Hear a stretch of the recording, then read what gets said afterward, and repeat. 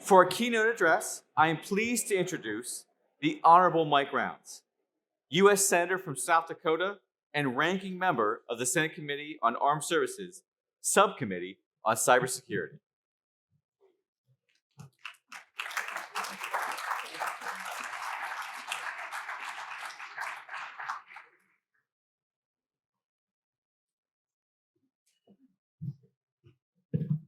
As usual, I bring them way back down again.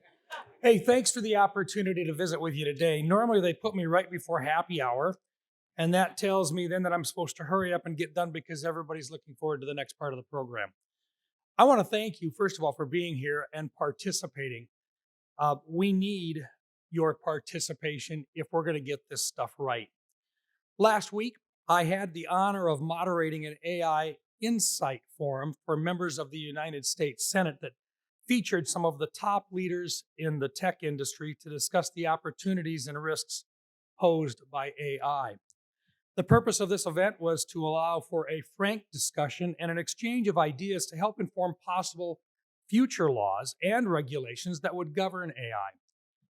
Make no mistake, AI is changing the world as we know it, and I strongly believe it's in the best interest of our country to fully harness this growing power in this emerging technology while mitigating risk.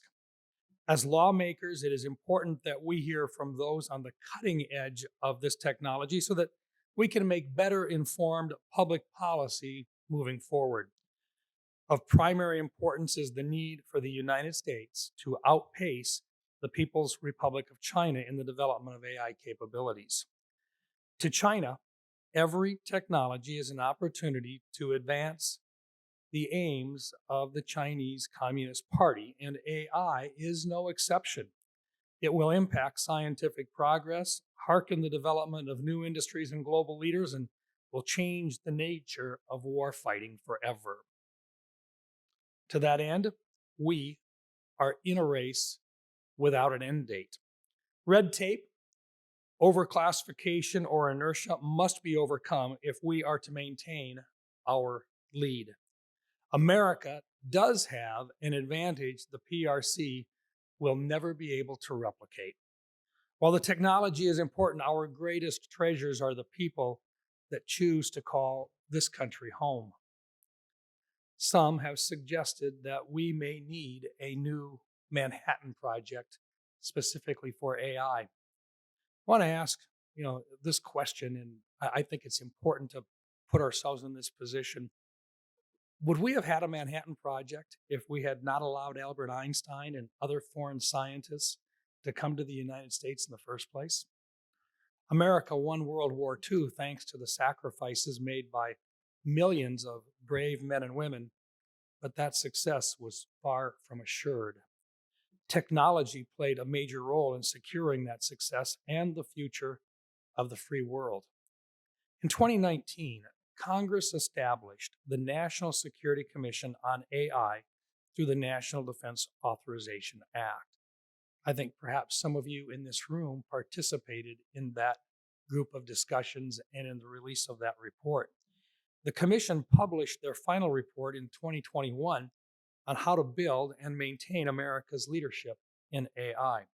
Since its release, I have strongly urged my colleagues to read the report, especially the classified annex. This report highlights the clear need for pandemic preparedness in the field of AI, along with the opportunities for major medical breakthroughs, which AI can accelerate. The Commission's report addresses the opportunities, but also the risks of AI. Our goal should be to embrace the opportunities which AI provides, but to protect society from the threats that we find in any new cutting-edge technology. In the Senate, Leader Schumer, Senator Heinrich, Senator Young, and myself are facilitating the sharing of as much information on AI as possible. In the last year, we have held a series of member briefings on AI, bringing in experts from MIT, the DoD, DOE, and beyond to make sure that all senators have a base level of knowledge. Now we are hosting a series of insight forums. These forums are meant to not only educate members and staff on the many important aspects of AI, but also find points of common agreement between policymakers, industry leaders, advocacy groups, and other stakeholders to help guide our approach to policy development on AI. From intellectual property to national security, these forums help find a general consensus between policyholders, industry leaders, advocacy groups, and other stakeholders as well. This will help guide our approach to policy development on AI. Now, I look forward to continued work with my colleagues on both sides of the aisle on AI legislation that I believe will usher in a new era. I think America needs to continue to be in that leadership position.